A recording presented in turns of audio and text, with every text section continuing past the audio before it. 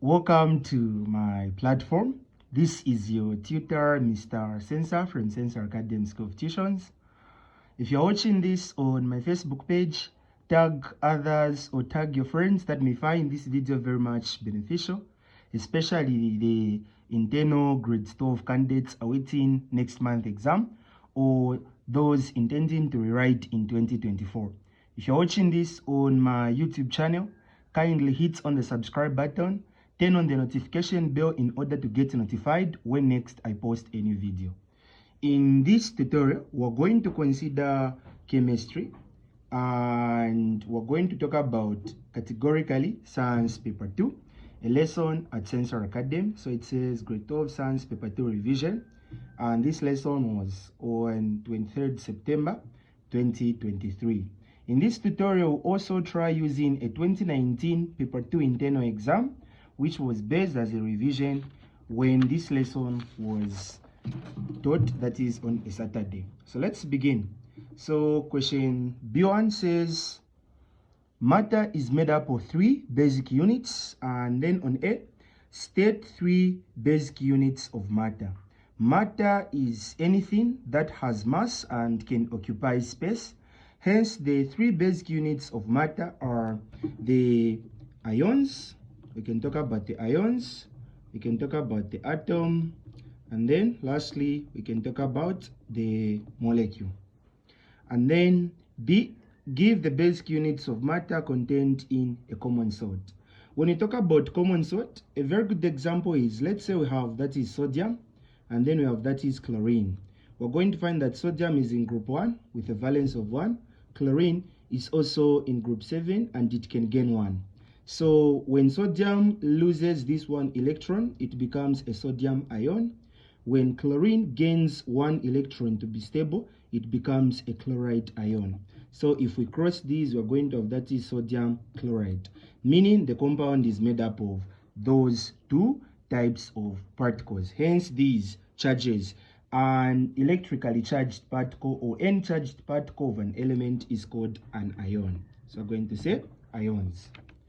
Then we have that is C. Noble gases like argon are made up of one of the basic unit particles. State the basic unit particles in noble gases. When you talk about noble gases, you're trying to talk about elements on the periodic table that belongs to group 8. These elements are stable with at least 8 electrons in their outermost shell. Hence, these types of elements neither gain nor lose electrons in order to be stable. Hence, they do not take part in chemical reactions. Instead, they are just very much so ready for use. So hence, we're going to pick from an atom and an element. But it's important to understand that an atom is the smallest particle of an element that takes part in a chemical reaction. A molecule is the smallest particle of an element that occurs independently. So between the two, what suits group 8 as elements which do not gain or lose electrons is a molecule. So here we're going to say molecule.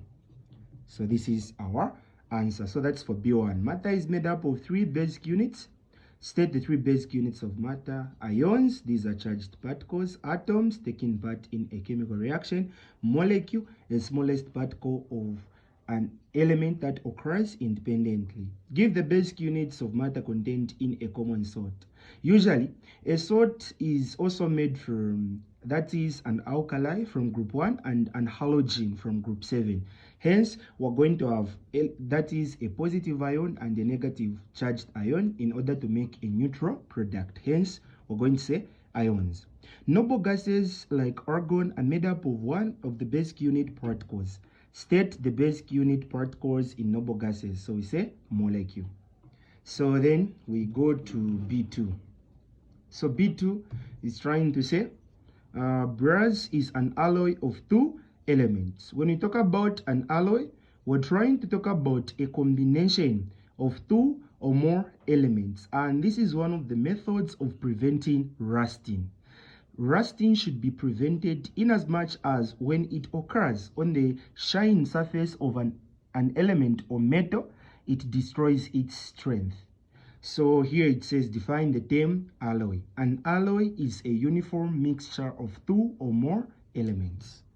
So we're going to say an alloy is a uniform mixture of two or more elements.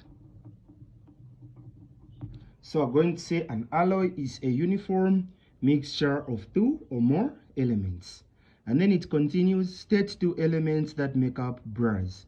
Brass is made out of combining copper as well as zinc. And it continues, why is a bar of brass harder than a bar of the individual element it is made of? A bar of brass comprises of these elements, whereas an individual element contains its singular properties. So we're going to say this is because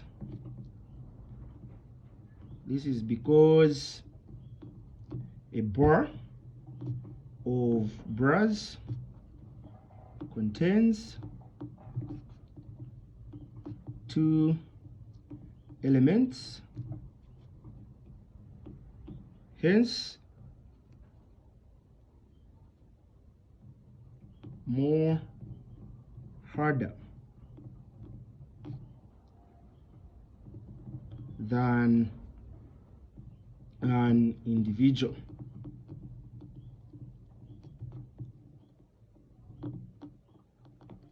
So we're going to say this is because a bar of brass contains two elements, hence more harder, or making it harder than an individual element. So it said brass is an alloy of two elements. Define the term alloy. Alloying or an alloy is a uniform mixture of two or more elements. State two elements that make up brass, copper, as well as zinc.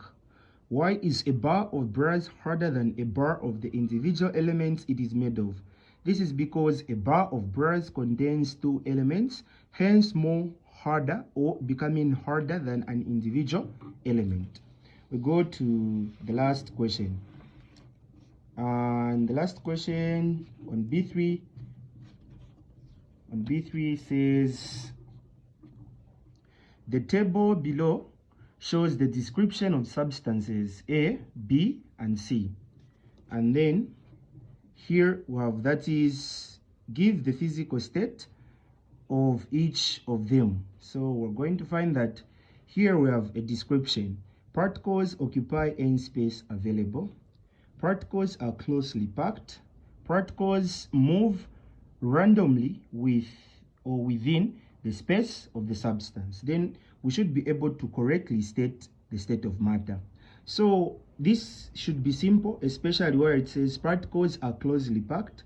Particles are only closely packed if there are strong forces or intermolecular forces of attraction. Hence, this becomes a solid. Particles occupy any space available. The only particles that are arranged in this way are that of a liquid, because particles in a liquid are slightly spaced.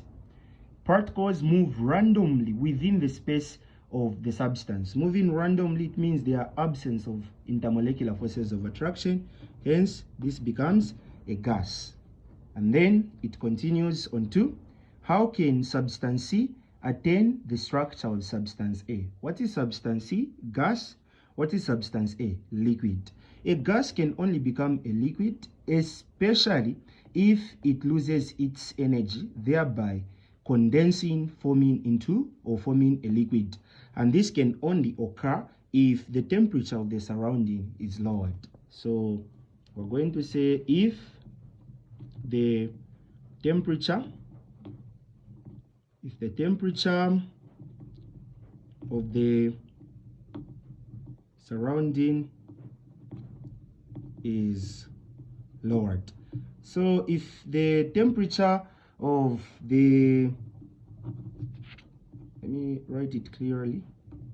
If the temperature of the surrounding is lowered, the gas is going to start losing its energy, thereby becoming lighter and lighter and as a result it will simply be able to condense and thereby form a liquid.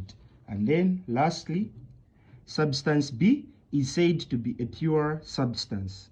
Give a characteristic which proves that B is a pure substance when melting.